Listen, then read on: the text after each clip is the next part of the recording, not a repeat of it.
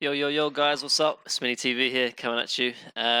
Today, got like another coaching session, and it's from a carry perspective.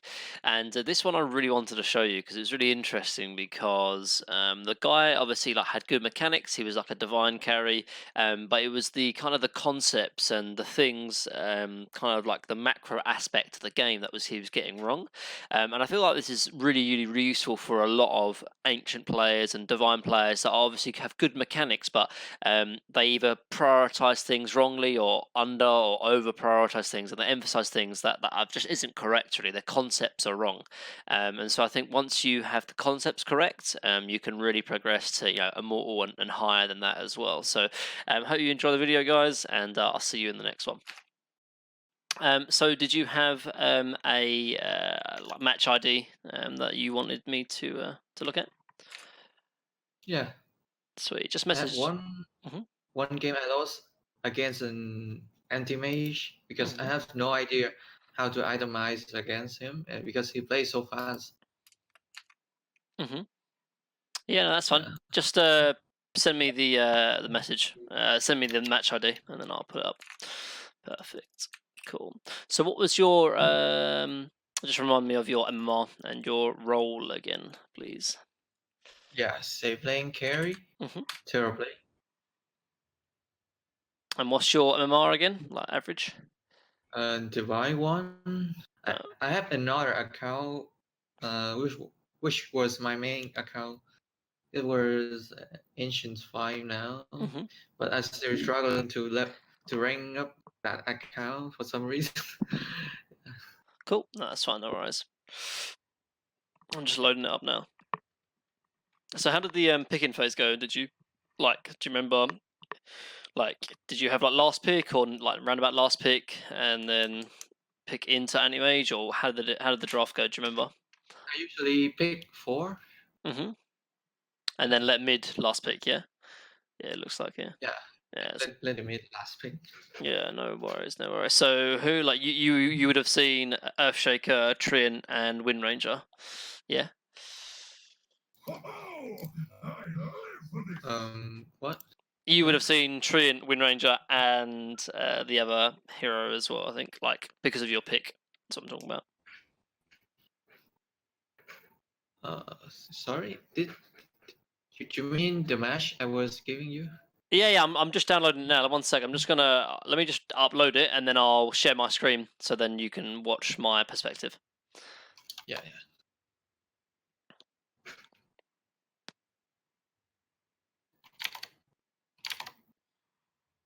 Oh, sorry. I think I sent wrong match. I know. I think it's correct. Sorry. That's all right. Yeah, it's correct.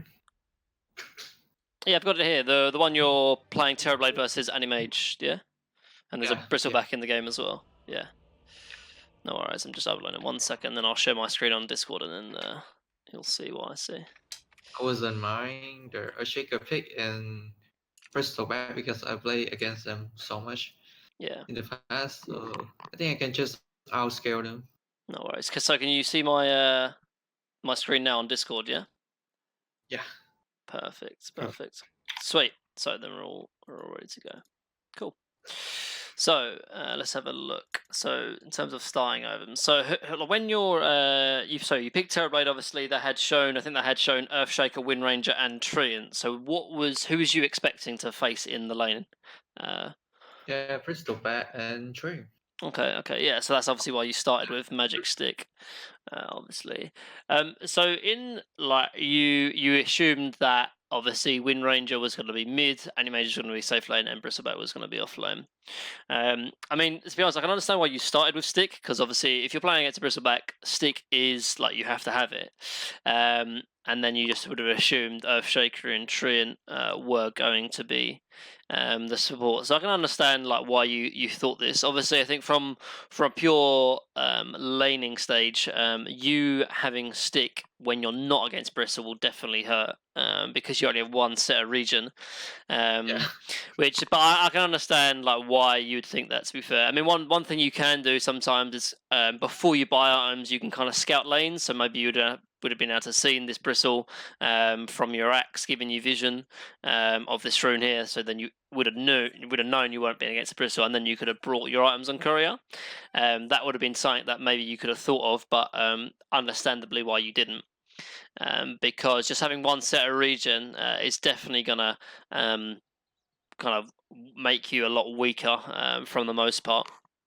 But as long as you sort of ferry out regen instantly, you should be There's okay. one thing I learned from playing versus a crystal at lane. There's sometimes I send out my magic stick too late. Yeah. So he already spammed like 10 Mhm. spy already. So I lost some Yeah. other values already. Yeah, Yeah. so I can totally get that. Obviously, like it takes from having your courier level 1, it takes about 30 seconds for your courier to get to you.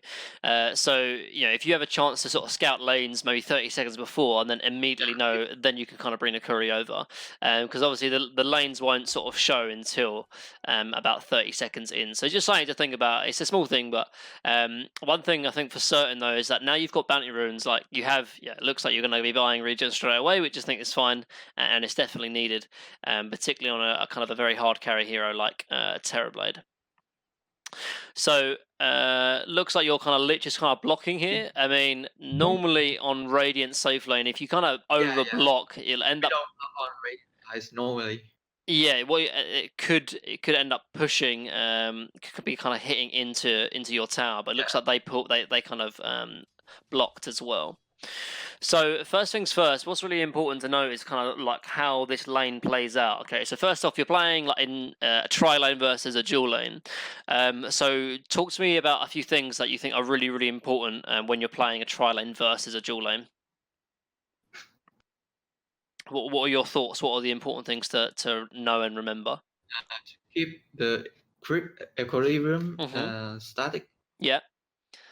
And try to like I have to zone two of them out because otherwise they will get levels and I will get demolished later. For sure, for sure. So, I mean, the most important thing really is trying to creep equilibrium, because when you're playing in a dual lane, creep equilibrium doesn't mean as much as, say, kind of having value off of the lane. So even if you lose lane control, you can kind of, you know, as long as you're making good trades in the lane as a 2v2, lane equilibrium doesn't mean as much. But with playing a tri lane, creep equilibrium is really important, because if you end up pushing this lane, you're going to be given experience, free experience over to the enemy lane that should be losing, because obviously you're putting 3 heroes in one lane.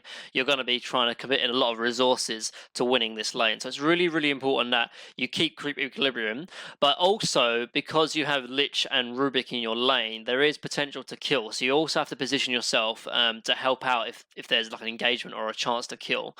So first things first is I would be really really aware of like never kind of pulling or kind of auto attacking the wave. You did it once or twice there, but luckily the Fisher from Earthshaker is going to make sure that this lane is still put in this position. So obviously it's kind of denying as much as you can throughout, which you are, which is good. Making sure you get kind of every sort of deny. So right now, what the problem is that because of it was a kind of a mistake from almost the Rubik, but also because they ended up doing aggro trick and pulling your creep wave onto their range creep.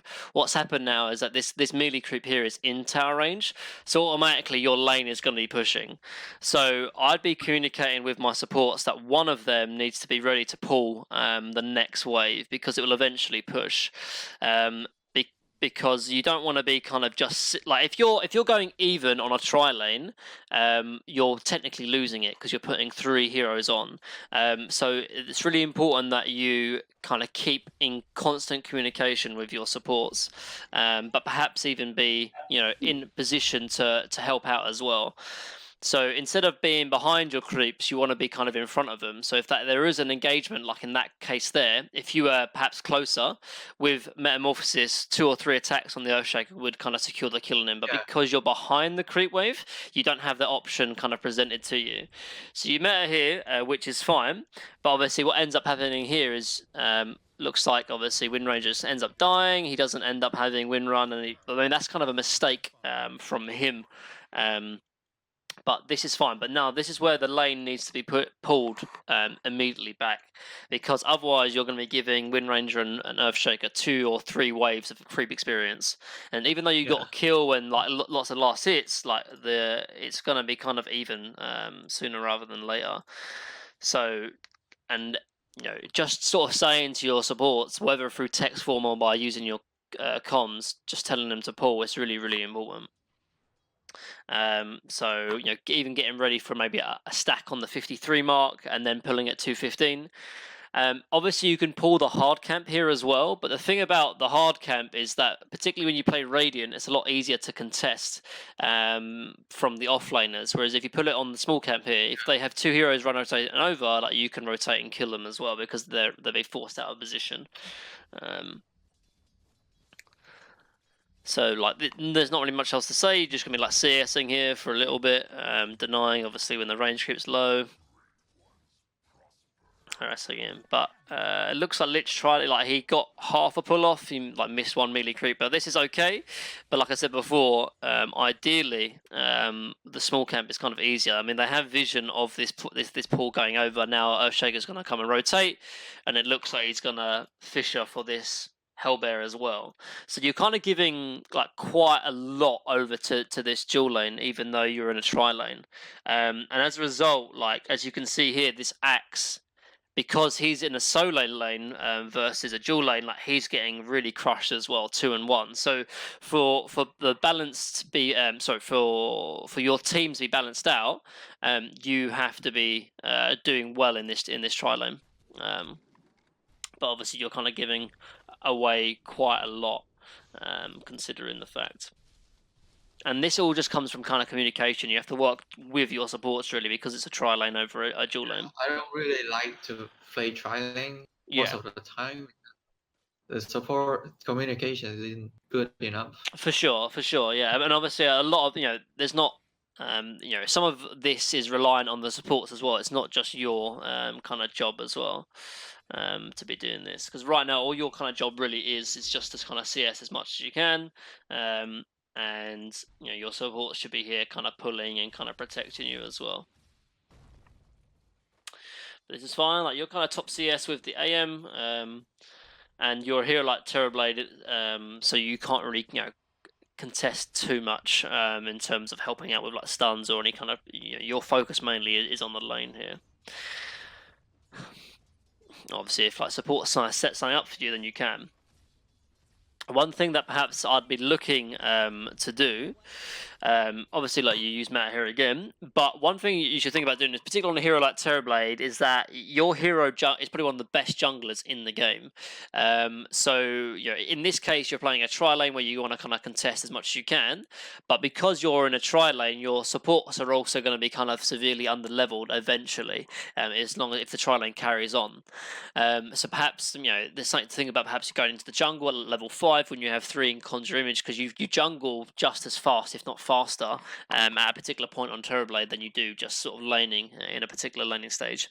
And not only that, but if you're perhaps in a very difficult dual lane, perhaps you're playing against Veno and Tusk, for example, and you're scared of dying, going into the jungle early on is something that you can do for sure. And from level 3, because I usually wait until I level 5. No, level 5 I think is definitely, like I said, I said level 3 Conjure Image, so that would be level 5 obviously. Rank 3 on Conjure Image would make you level 5. But as for items, this is all kind of standard. You end up going Magic 1 because you're in the tri lane, and 2 Wraith Bands is pretty standard throughout. One thing you can do to maximize your farm that you haven't done, regardless of whether you're a tri lane or not. I mean, it's more kind of prevalent on Dire than it is on Radiant, but you can stack with your Conjure Images. They last like 34 seconds, and if you watch some top Terrorblade players, what they'll end up doing is they'll end up stacking the jungle for themselves. So when it is time to go to the jungle, they'll have you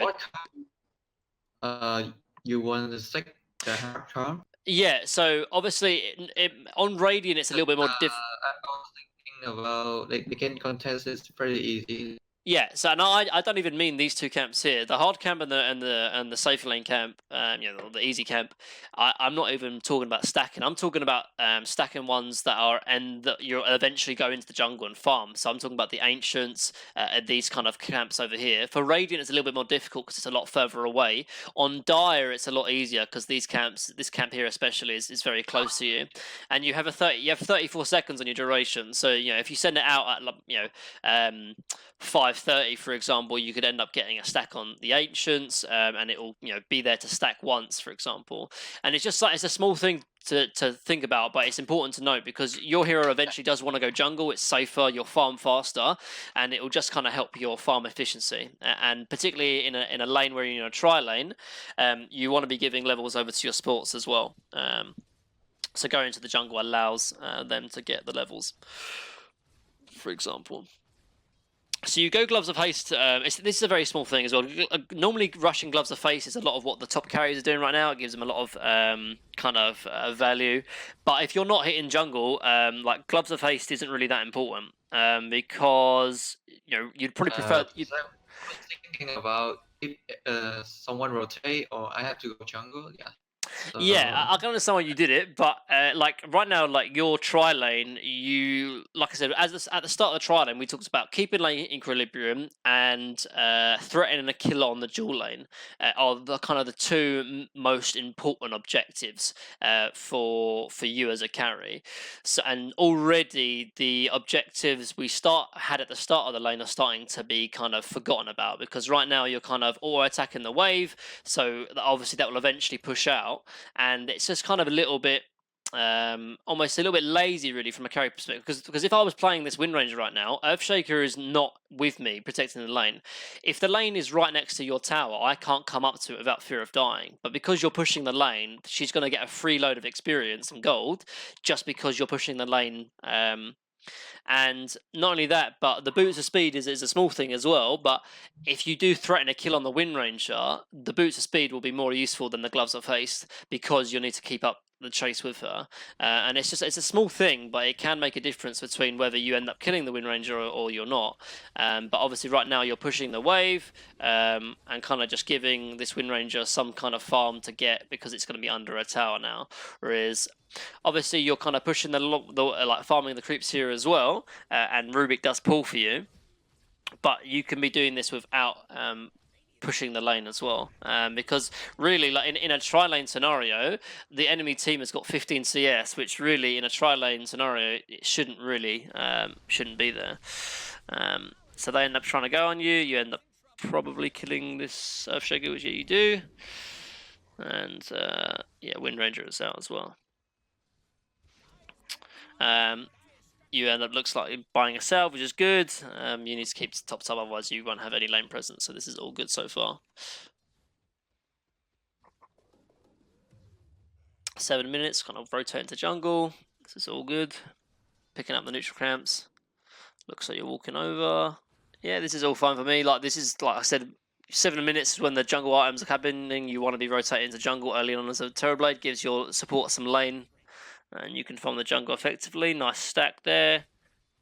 This is all good. Farming on Agi Treads. Poor Man's Shield, one of the best farming items you can get as a carry. This is all fine. This is all good. Speed through.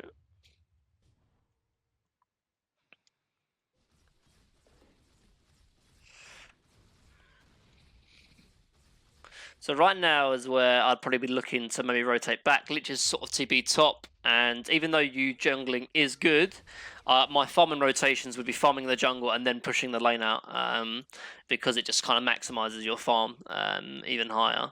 This is good, sending illusions to different camps. This is all fine. I'd be putting the broom handle back as well because you'd want this poor man's shield for a while, particularly if you're jungling. So you might as well give this broom handle to maybe the axe or someone else. It's all good. You swap in the broom handle. I mean, without a doubt, you'd want the PMS over the broom handle. It's a small thing, but particularly for a hero that doesn't go like Perseverance or Battle Fury, obviously, you'd never go that on Terrorblade. you like farming and hitting jungle creeps, you will be taking a lot of harassment, and the block you get from PMS is just more valuable than the 3 armor and the 12 damage. Not only that as Yeah, well, but the I was PMS. thinking about Go on. like the hero was hitting so fast. I think maybe 12 damage can really improve the speed of Yeah. killing. I mean that's true, but 7 agility also gives you like 7 attack speed as well, and not only that, but it applies to your illusions as well. So that means it's like easier and kind of good for your illusions to farm that out. I definitely wouldn't be giving the PMS over than the broom handle. From a fighting standpoint, maybe yeah, the broom handle is better, but seeing as a lot of the fighting will happen from a metamorphosis. Not only that, but you're playing against a Wind Ranger as well, and if you're walking back into the lane, PMS is going to be a lot more valuable when she has focus fire on you than having the 3 armor from Broomhandle. Yeah, I agree. So it's a small thing, but playing carry is the small things that really make a difference. But this is fine. Like I said, just rotating into jungle, pushing out the wave. Your top net worth, so you're clearly doing something right. Going built into Yasha. So yeah, like building straight into Yasha. I mean, Yasha is one of the most effective items, farming items on like any agility carry. One thing that I'd perhaps even think about doing, particularly because you're playing against an AM mid who has been kind of destroyed in the lane by Razor. Like he's lost his tower. He's like 5, 6, 700 gold behind the Razor.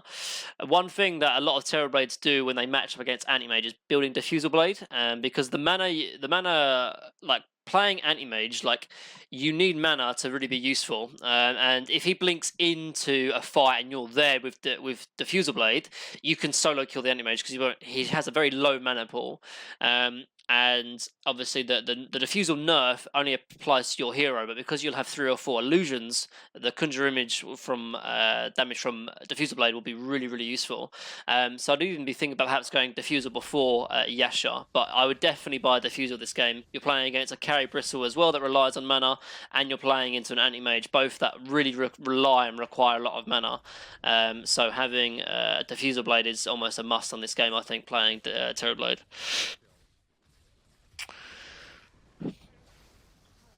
So another thing as well, like you kind of just farming the jungle is perfectly fine, because it's kind of maximizing your farm, and your team is winning as well. They're 3k up. In games where it will be a little bit closer, I definitely would be preferably you farming this the Radiant Triangle, particularly if you're not going back to bottom lane. Like you went to the bottom lane like once or twice while you were jungling, but for the most part, it looks like you were kind of just focusing more on this deep in the Radiant jungle. But farming this Radiant camp here is not only is it safer for you, and obviously if you have top net worth at the end of this game, like you're going to be the hardest carry, so you want to be playing the safest part of the map. But not only that, but if this bristle ever leaves this safe lane, and you have meta off cooldown, you should be taking this tower. And I've talked about it a lot in my carry videos, the importance of taking the enemy safe lane tower when you're playing either an offlaner or as a carry yourself, because if you're playing Radiant, destroying this tower opens up the enemy jungle, which just gives you more time to farm, more space and open abilities to keep kind of putting pressure on the map. But with you playing this sort of safe area of the map, or the kind of the almost unsafe area of the map for Radiant, if Bristle ever does leave, the only way you can get up there is by TPing, and using your TP as a carry can be disastrous if the enemy team sees you, because if, say, a hero like Terrorblade, you want to be playing away from the enemy heroes, but if you end up TPing top, you have nowhere else to go if the enemy's TP to you, because you don't have a TP slot available. Whereas if you're here, you can just run up there. And it's a small thing, but in higher tier games, you will be punished for it. And it's the same fact of perhaps TPing to your safe lane tower. If you ever do that in a game like this, the Bristle can TP down here and just run at you, and you have no counterplay because you're kind of trapped and isolated on that part of the map. So just it's a small point to mention, but playing this Radiant safe camp, it gives you more options, kind of thing. In this game, it probably won't make too much of a difference because your team is winning, and Bristle hasn't moved from his safe lane tower at all, so you don't actually want to be up there if he's up there. But it's something to think about. But this is all good. It looks like your kind of mechanics and your farming efficiency is pretty good for the most part, and that's why you're doing all good.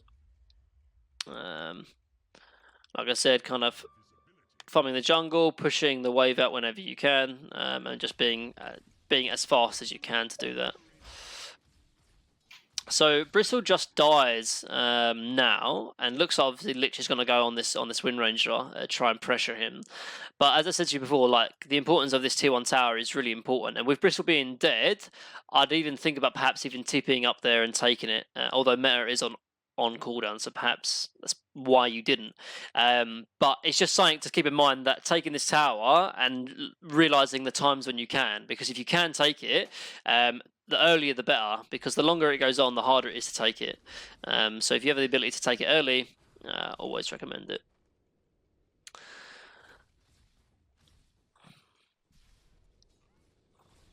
So you should just be kind of focusing on farming. Like this is where you end up dying, and this is kind of just goes back to, oh, you don't end up what? Looks like they will eventually kill you, but you end up getting a good trade out of it. And this really is just like what ended up happening was kind of good in some respects. You end up killing the Wind Ranger and the Anti-Mage for a trade for you, which isn't so bad. But the reason why you die here is because you're not playing the right part of the map. It's like 12, 13 minutes in, and I talked to you about kind of, you don't want to be in your safe lane at this period of time. Doesn't matter what carry you are, unless you're like a really tanky hero and very difficult to kill, you want to be vacating your safe lane tower. Because if you view it from the perspective of the enemy team, the first tower they will want to take is your safe lane tower. Not only that, but you're the highest net worth hero in the game right now, so you're also the most valuable hero for them to kill. So you should be on the opposite side of the first objective they want to take, because if you're in the best objective they want to take, they also get a double bounty by killing you and taking the safe lane tower. Whereas if you're on the other side of the map, the enemy team has to either think about whether they want to kill you or want to take the first objective, which will be your safe lane tower. But by positioning yourself in this safe lane, you're kind of putting a bullseye on your back, saying, "Please come and gank me and kill me," because they want to kill this tower, and then obviously if you're there as well, they're going to come and do it. Obviously, how it plays out isn't so bad because you end up killing the Wind Ranger and Anti-Mage, but if you're playing the right part of the map, you wouldn't die here in the first place. And it could maybe be argued that you dying isn't even worth the fact that you end up killing the Wind Ranger and the Anti-Mage here. It's a small thing, but something to think about. Your team are going to take the offlane tower, so at least that gives you sort of space overall. But do you understand what I'm saying though? Do you understand why, like, if you're here, if you're in the safe lane at this tower, like, they're going to want to kill you. So just keep that in mind. So you end up dying here. One thing that a lot of top carry players, that a lot of people kind of forget about and don't take a mention of, is how they use their TPs after they die. It's really, really important because obviously whenever you use your TP, mate, I talked to you about how bad playing this safe lane area is, and I also talked about how cautious you have to be with your TPs. But you end up TPing to the safe lane tower, and now you don't have a TP. Yeah. So now you're trapped. You're trapped in an island. Yeah, it's bad. And if you end up dying here, like, your game just is basically ruined. It looked like you might. No, it looks like you are going to die. And put simply, this is the reason why you lost this game. Like, I know this game goes on for 60 minutes, but like, this is, I can't express how bad this is, kind of thing. First of all, using a TP is like kind of bad enough straight from death because it isolates you, but TPing to the point where you do not want to be playing is extremely bad. Remember, you were top net worth, and now with you dying twice back to back, you're now second and probably going to be lower than the Bristleback at the end of this. As you can see, you are. The thing is that, first of all, this safe lane tower isn't that important to defend, and it's definitely not worth dying over it. Like, your hero's peak and kind of the most valuable you get out of your hero. The strongest when your hero is 2 or 3 items. But right now you want to be kind of avoiding and dodging fights as much as possible. Like if you wanted to farm, I don't really like. Your responsibility is not to defend this tier 1 tower.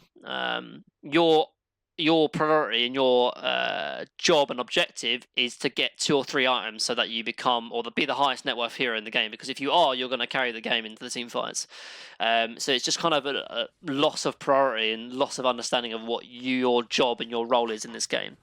Like I said, your mechanics seem good. You're like farming the lane with your illusions, but it's the concept of where you should be playing on the map that is really kind of harming you and hampering your farm. Again, like I'd be farming this Radiant safe lane, the Radiant triangle over here. It's a lot safer, and then that would also force Axe to play bottom, because if there's one person who wants to defend the safe lane tower, it will be Axe and it will be the off lane, because it's a lot harder to kill.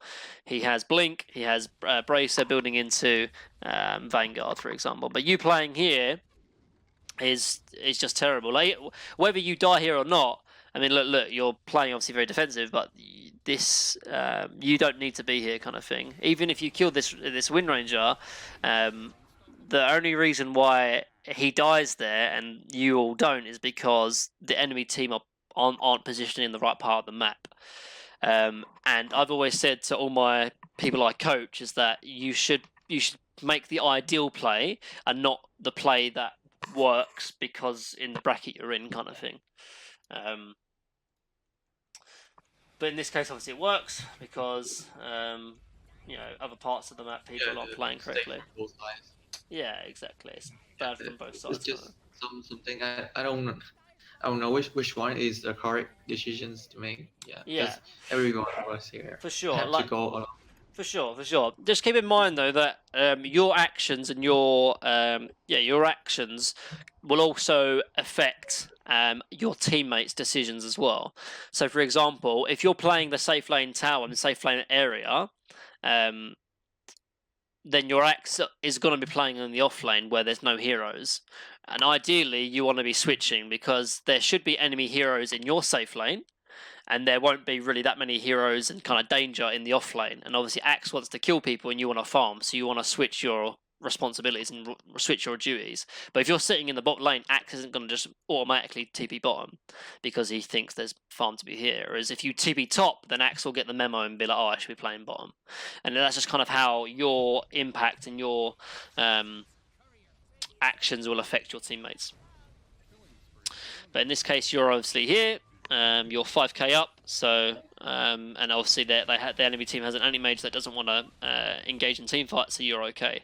The UTP in top, this is fine. Like I said, this is kind of be the area you want to be playing from 10 minutes onwards anyway. So this is all good.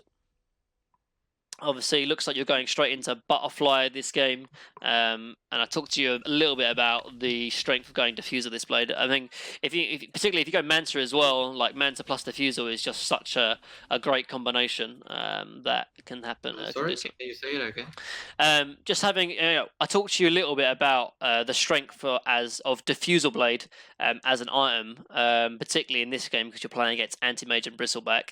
But the fact that you went Manta as well, it just makes Diffusal Blade even better because obviously your illusions will get the Diffusal Blade effect as well. So right now, you obviously defended mid because there's like enemy heroes bottom, which is fine.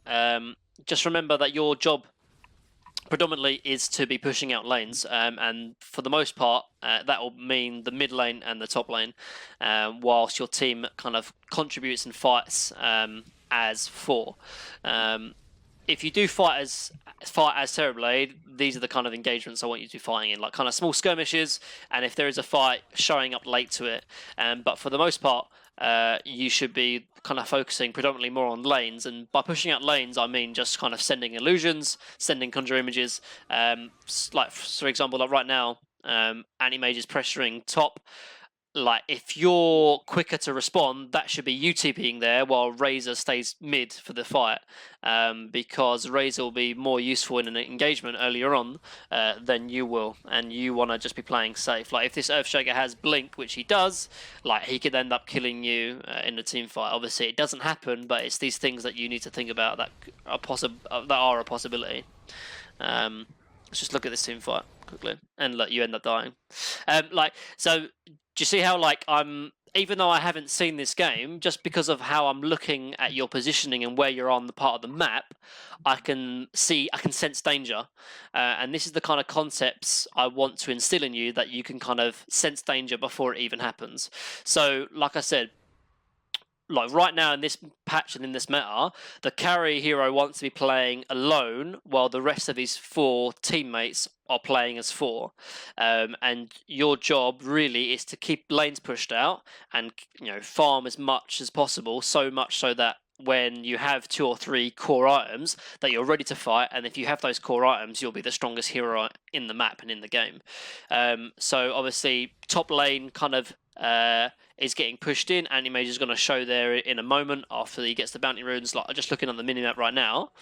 So right now, if we look at your player's perspective, you're kind of focusing on the team fight, whereas really I'd want you to be looking over at this Anti-Mage that is pressuring top. Because either what will end up happening is your team will take the engagement engagement mid, and you'll lose the tower, or someone will TP top to defend it, when really that should be your job. In this case, Razor TP's top, and because of that, he's no longer in this engagement, even though Razor is probably the most important hero to have in this engagement because he is the complete counter to Bristleback. So what ends up happening is you end up joining this fight. You end up pressuring. I talked to you about the Earthshaker having blink and about how you're really not at your core peak timing now. Engagement happens. Anti-Mage eventually joins the team fight. You're here with Metamorphosis, but you only have Manta, and you end up getting stunned, and then you end up dying. And that's because not only is it that you probably shouldn't be in this team fight, but you also let Razor push out the lane when really that should have been your job. And this is where your actions are, have impact and have influence on your teammates. And having kind of the concepts in mind of what you should be doing will help you.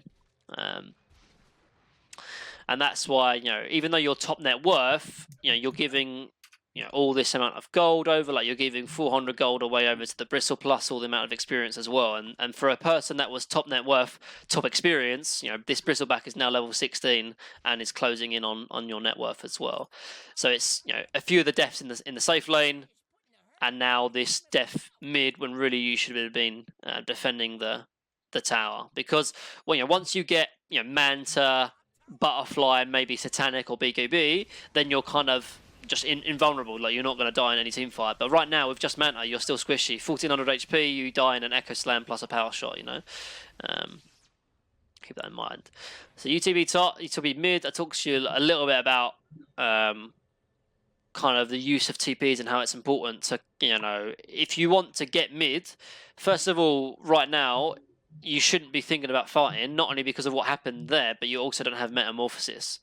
So right now, I would have either started running top or run to the jungle, because now you've TP'd mid.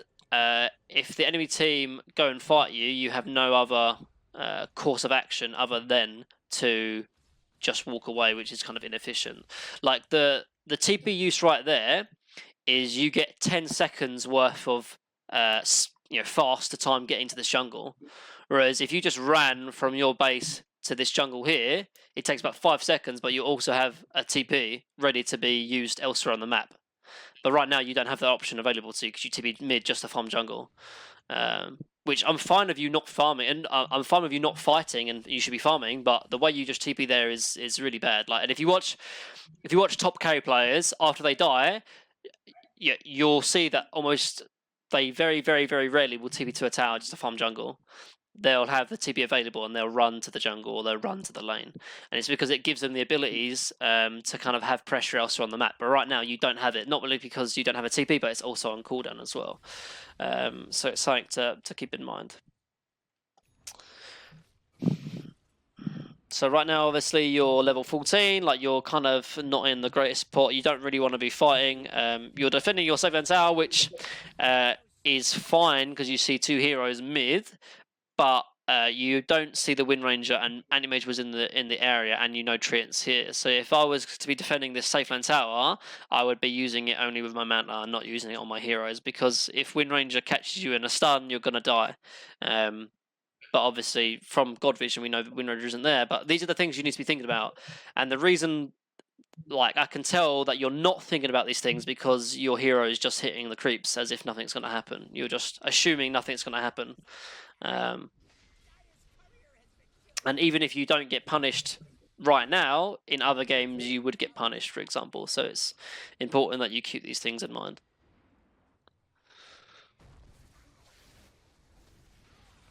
So there's like a good engagement. If you join a fight, it should be like the last one to join an engagement, which you are, which is fine. And you end up probably get kind of caught out by this Fisher here, but Anti-Mage is still dead. For some reason, I can't see the Fisher. Yeah, that's alright, alright. It's a bug sometime. Yeah.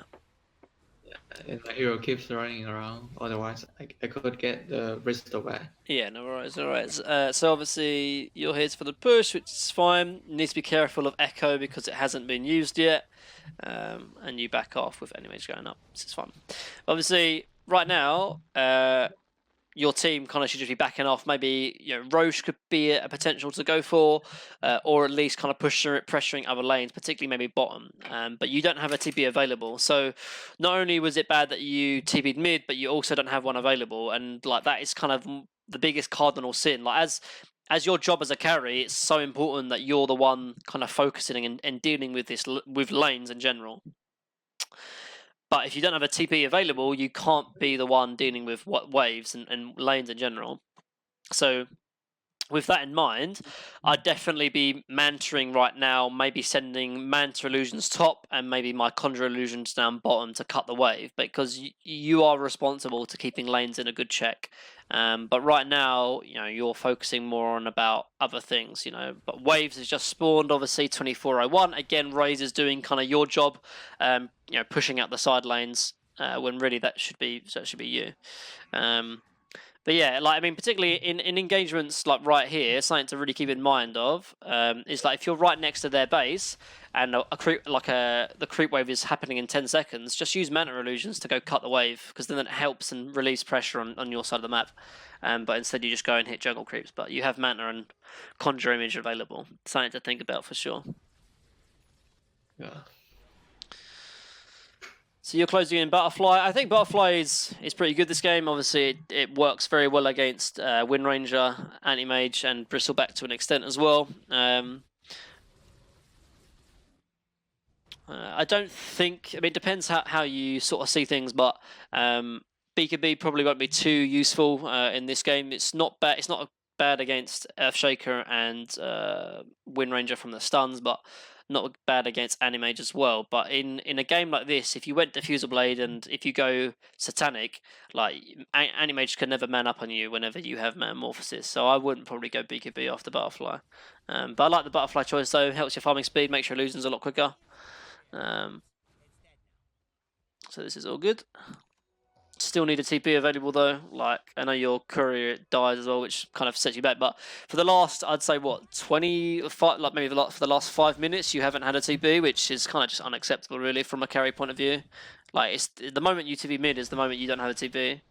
So yeah, it's been about 5 minutes or so that you haven't had a TP, and even though you haven't been punished for it because this Anti-Mage wasn't pressuring your lanes, if your Anti-Mage was pressuring the lanes effectively, you'd be in trouble because you didn't have a TP. So again, you're kind of getting let off for the fact that your misplay isn't being punished. But you know, if you want to be, you know, ranking up, getting higher MMR, these are the things that will hold you back from the higher echelons of like, you know, Immortal bracket, for example.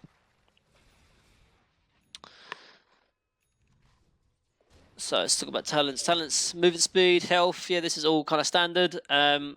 Sometimes, I mean, you've got Butterfly this game, so the the 15% evasion isn't as useful, but in some kind of very heavy physical cores, evasion is very good. But the movement speed is very, very useful as well. I mean, it helps your farming speed. I usually take the evasion talent when I met up against a faceless void or maybe a troll.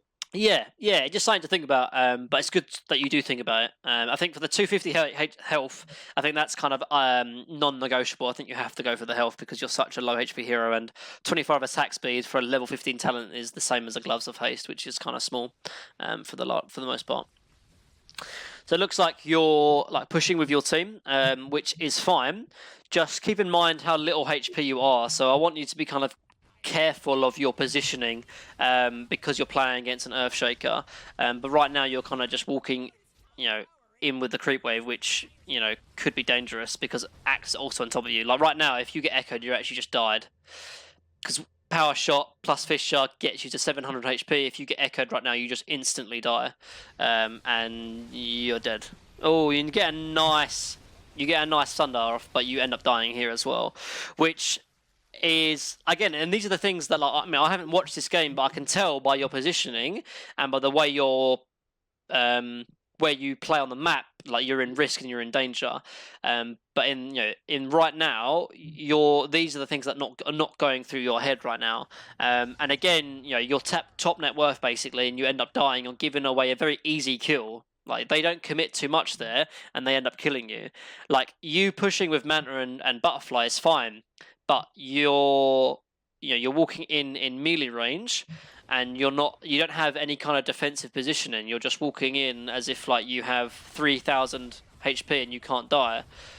Maybe you should be using meta and playing on the low ground. Yes, obviously Anti-Mage and Bristleback isn't showing, but already they don't need these heroes to kill you. You kind of get a little bit lucky here where you're able to get a nice thunder off to sort of save you, but even then you're kind of so committed and so deep that you end up still dying anyway. And like I said, I don't mind you going Butterfly and Manta, but if you don't have the correct positioning with these items, it would have been better if you just had Satanic. And we talked about BKB. BKB can be useful, but you're dying from burst, and BKB doesn't really help you with burst. It helps you from sustained teamfight damage. So if you're going to be playing the same with the BKB, it won't help you. So speed it up. So obviously we talked about this one's a lot better. You don't TP from death, which is good. So you have TP available if you need it. This is a lot better. Grab Paladin Sword, good neutral item on Terrorblade. So one thing you definitely can do, particularly if you have like a lifesteal neutral item like Paladin Sword, is kind of similar to how you can play Anti-Mage, particularly if you're playing on Radiant, where particularly with you have Manta and you have Conjurer Image, where you can force in a lane, perhaps the bot lane, for example, where you commit a core to respond to your push, say in the bot lane. Say you push this wave all the way in with your Manta and Conjure Images. So someone TP's here. If someone TP's here, say perhaps maybe the Bristleback, for example, with lifesteal, you can just walk into Roshan and take it because the enemy team is on the other half of the map and they can't rotate over. And it's something to think about because this game right now is pretty equal, and securing a decent Roche because you have this great lifesteal item is something to think about. Like even right now, like obviously you see Bristleback in the bottom half of the map. You're pressuring the tier 2, which is great and all, but you could be doing this but to Roshan, and Roshan is a far bigger objective than this tier 2 tower. Because if you have Aegis, then you can walk up, even though you have Manta and Butterfly, and walk up to the tower because you have 2 lives. And you can do the same thing you did bottom, but that time you'd have another life. Just something to think about. So you're staying here, they're not smoking, Razor TP's bottom, and you're gonna cut waves with things. You walk into Roche, this is good. I talked about it already. the one thing that makes this a little bit worse than doing it immediately or like 30 seconds before is that you saw Bristol TV top. So you know that the cores are in a nearby vicinity. Whereas if you did this 30 seconds before, you'd know Bristol back was in the bot lane. Whereas now you know he's somewhere nearby, so you can connect if you need to. But this is still an okay play because you know Treant is bottom pushing out, and you have good vision as well. But it could be punished perhaps in a higher game, but you end up getting Roshan, get Aegis, and this is all good. It ends up working out in the end. So it looks like you're building towards BKB. We talked a little bit about BKB. I'm not a massive fan of it, particularly in this game, just because there's a lot of bursts and you could get kind of picked off if needed. You end up going bottom to push out Anti-Mage, which I think is the right play. Right now you have Aegis, so your team fights should be as strong as it will ever be, basically. Close catch on Anti-Mage there. This is all good. So now there's a kind of engagement mid. This is kind of what you want to be doing, really. Like, obviously, when you have Aegis as a carry, you want to be making sure that all waves and all lanes are in a good position so that you can take a team fight. Obviously, if lanes aren't in a good position, you're never going to be able to get a good team fight because you'll be getting constantly split. But right now, waves are kind of, for the most part, in a good position. So you running mid is good because now you get a chance to take a team fight.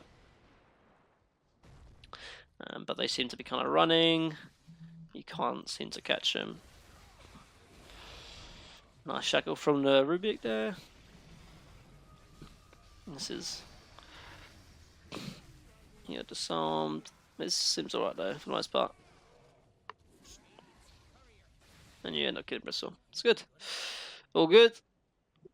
So far. And now you end up pushing. So right now, obviously Anti-Mage is pressuring you bottom, and Axe TV's back. So, and obviously there's a buyback from Minroger. So I still wouldn't be that concerned or that worried, because... but now is when it gets a bit more concerning, because Axe is now bottom. You see Anti-Mage rotating mid, and there's a Bristleback. So right now you're 4 versus 5. But, I mean, you're kind of forced to commit, which is fine. You're kind of forced to fight here. Popping BKB is... And this is the kind of... Yeah, I mean, obviously it's bad. It's bad because you pop it really late, yeah. But it's, and this just goes back to kind of the decision of buying BKB in the first place. Like, if you're gonna die, you're probably gonna end up dying in a burst. So BKB doesn't really help you. But more importantly, is that you have to also realize that the strength of your hero comes from your metamorphosis. So you have an Aegis and pop a Metamorphosis, you almost have to preemptively pop your BKB in any engagement, because if you die and you come back, you don't have Metamorphosis. But in this case, you kind of do kind of the worst of both worlds, where you end up giving away Aegis kind of needlessly because you're kind of walking into their tower after taking so much damage. And you also pop BKB really late. So right now you get a really nice Thunder off, and immediately when you have vision of 3 heroes, I'll be popping BKB straight away. Instead, obviously, you don't pop BKB, you end up walking into this. You end up end up getting really low, and your BKB now on 200 HP, and then they end up just killing you. And now you don't have BKB, you don't have meta, and so basically that means now you're basically useless on your second life, and you're gonna die because you're in their base. So, and there's not much really you can do right now, but it's this kind of the decisions that you've made previously to this that have made you bad in this scenario. Does that make sense? It's kind of... I think this is the build up. This is where I lost the game to the point there's no return. So yeah, maybe we should move to another replay. Yeah. Because I think I already get what's the reason, the main reason I lost this one. Okay. Yeah, sure. We got like... That's fine. Yeah. So this is a game I won. So alright. we should look at another game where I won. So that was the end of the coaching session, guys. Kind of had to cut it off because he had internet problems in the end. But hopefully you enjoyed the section that we did do and we did cover. And yes, again, obviously, if you guys are interested in coaching, just send me a DM on YouTube or Discord. All the links down below. Other than that, guys, hope to see you in the next video. Peace.